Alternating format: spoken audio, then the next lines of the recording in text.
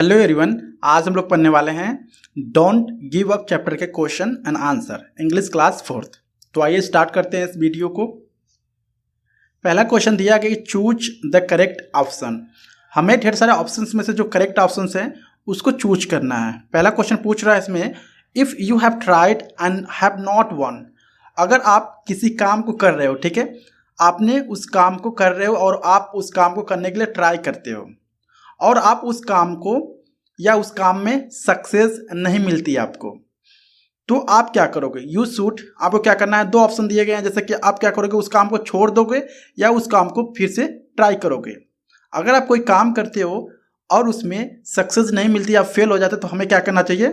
Keep trying, ठीक है, हमें फिर से क्या करना चाहिए? ट्राई करना चाहिए। तो राइट आंसर है कीप ट्राइंग, ठीक है। नेक्स्ट है the young bird's wings grow stronger by. जो छोटी सी चिड़िया रहती है उसके जो विंग्स यानी पंख होते हैं किस तरह से स्ट्रॉन्ग होती है, मजबूत होती है। जो चिड़िया होती है उसकी जो पंख होती है, क्या जब वो अपने घोंसले में बैठी रहती है तब उसकी जो पंख होती है स्ट्रॉन्ग होती है, या जब वो उड़ने की कोशिश करती है तब उसकी पंख स्ट्रॉन्ग होती है?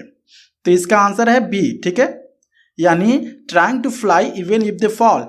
यानी जो छोटी सी चिड़िया रहती है वो क्या करते हैं? ट्राई करती हैं उड़ने के लिए, भले ही वो 2 या 4 बार गिर जाती है, लेकिन जब बार बार ट्राई करने से क्या होता है, उनकी जो पंख होती है मजबूत होती है, उसमें काफ़ी स्ट्रॉन्गनेस आ जाती है और इससे वो अच्छे से फिर से प्रयास करते करते धीरे धीरे वो उड़ना सीख जाती है। तो राइट आंसर है trying to fly even if they fail. Next देखते हैं 3, the strong oak has known many a blast that bowed her. This means जो ओक ट्री होता है लाइक एक पेड़ होता है, ठीक है, जब आंधी बहुत जोरों से आती है या तूफान आते हैं तो उसको, उस पेड़ को क्या करता है? आंधी तूफान झुका देता है, ठीक है, कुछ समय के लिए, टेम्परेरी टाइम के लिए वो झुका देता है। तो ऐसा क्यों होता है? उसके बाद से क्या होता है उसके साथ, उस पेड़ के साथ? तो इसका पहला 2 ऑप्शन दिया है, there are many explosion that made it bowed down. यानी ढेर सारे तूफान वगैरह आते हैं, इसकी वजह से वो क्या होता है? झुक जाता है, या it bent in the strong winds. क्यों झुक जाता है? द राइट आंसर है it bent in a strong winds.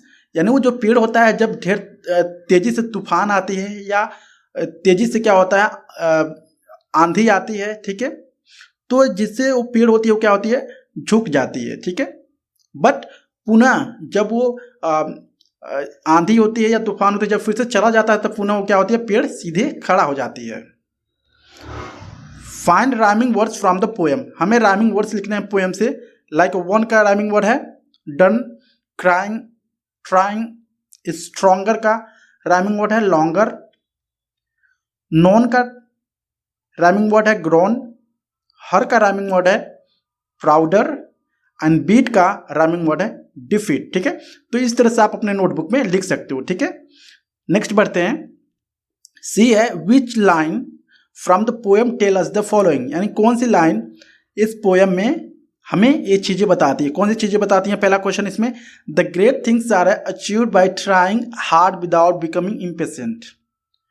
यानी हमें महान चीज़ें तभी मिलती है, बड़ी चीज़ें तभी मिलती है जब हम उसे पाने के लिए कई बार ट्राई करते हैं और हम अपने दिल में धैर्य रखे रहते हैं उस चीज़ के लिए या उस टारगेट के लिए। तो इसका आंसर है the line from the poem. यानी ये जो लाइन है कौन से पोएम में, कौन से लाइन में डिफाइन किया गया ये सारी चीज़ें? If you have tried and have not one just by patience trying. अगर आपने किसी भी काम करने के लिए ट्राई किया, अगर आप उसमें फेल हो जाते हो तो कोई बात नहीं, हमें क्या करना है? फिर से पेशेंस रख के फिर से उस काम को पुनः ट्राई करना चाहिए, फिर से दोबारा करने की कोशिश करना चाहिए। This lines tell us the following. Question 2 है, try to fly again and again help a young bird's wings become stronger. यानी कब जो छोटी सी चिड़िया होती हैं कब उनकी जो पंख होती है स्ट्रॉन्ग हो जाती है? आंसर है the line from the poem. यानी कौन से लाइन में ये जो चीज़ें हैं मेंशन किया गया है पोएम में? यहाँ पे 2 young birds in flying fall still have their wings grow stronger. यानी जब छोटी से जो चिड़िया रहती हैं वो उड़ने की कोशिश करती हैं और बार बार नीचे गिर जाती हैं, इसके दौरान वो सीखती हैं और उनके जो पंख होता है वो काफ़ी स्ट्रॉन्ग हो जाता है कोशिश करते करते, और वो एक बार ऐसा समय आता है कि वो उड़ना सीख जाती हैं।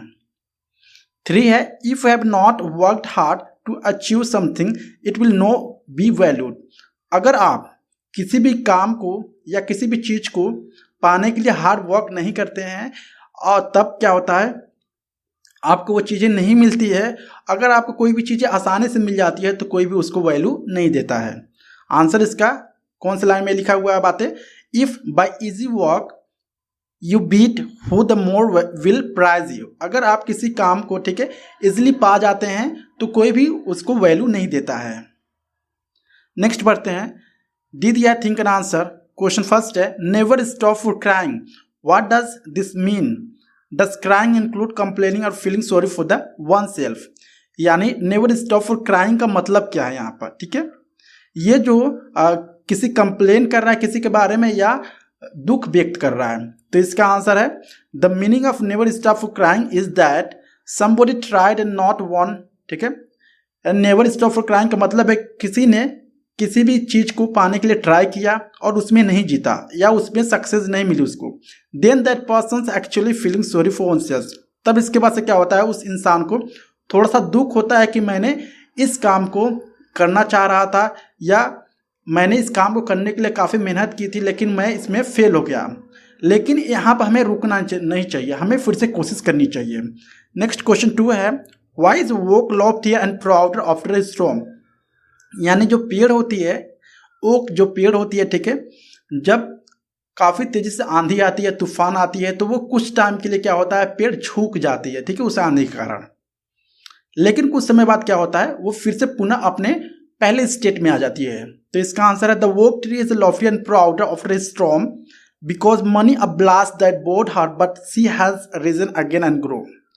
यानी ढेर सारी आंधी पानी आती है, ठीक है, तूफान आते हैं, उस पेड़ को कुछ समय के लिए क्या करता है, नीचे झुका देता है, लेकिन जब वो आंधी पानी हमेशा के लिए नहीं रहती है, जो आंधी होती है तूफान होती है वो चली जाती है, तो इसके बाद से क्या होता है, वो फिर से प्राउडर यानी पूरे अच्छे से प्राउड के साथ वो फिर से पेड़ जो होती है खड़ी हो जाती है। क्वेश्चन 3 है, what is the mean by gaining victory from defeat. यानी गैनिंग विक्ट्री फ्रॉम डिफीट से मतलब क्या है, इसका आंसर है the mean gaining victory from a defeat is the somebody about to lose but at last he win.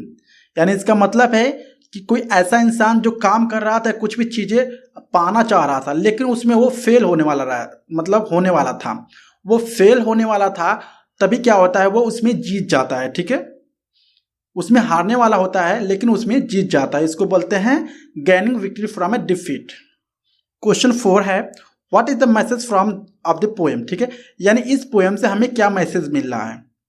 Answer है इसका the message of the poem is you have any goal in your life and you want to make it true. अगर आपके पास कोई गोल है या आप कुछ अपने जीवन में बनना चाहते हैं तो आप क्या कर सकते हो, अपने जीवन में वो चीज़ें बन सकते हो। Then you have to work hard for it. अगर वो चीज़ें पाना है, कुछ भी चीज़ें आपके जीवन में, तो उसके लिए क्या करना पड़ेगा, आपको हार्ड वर्क करनी पड़ेगी, काफ़ी मेहनत करनी पड़ेगी। वाइल यू हैव लॉस्ट 1 और more times but you have to try again and again. अगर आप उस काम को करते समय 1 या 2 बार फेल भी हो जाते हो तो हमें फिर से ट्राई अगेन करना होगा, यानी फिर से कोशिश करनी होगी उस चीज़ को पाने के लिए। Until which you want to get in your life, हमें तब तक कोशिश करनी है, तब तक हमें हमारी गोल या हमें अपनी टारगेट मिल नहीं जाती, जो भी चीज़ें हम लोग जीवन में पाना चाहते हैं। सो आई होप आपको वीडियो अच्छा लगा होगा, और अच्छा लगा please like and subscribe my channel. Thank you so much.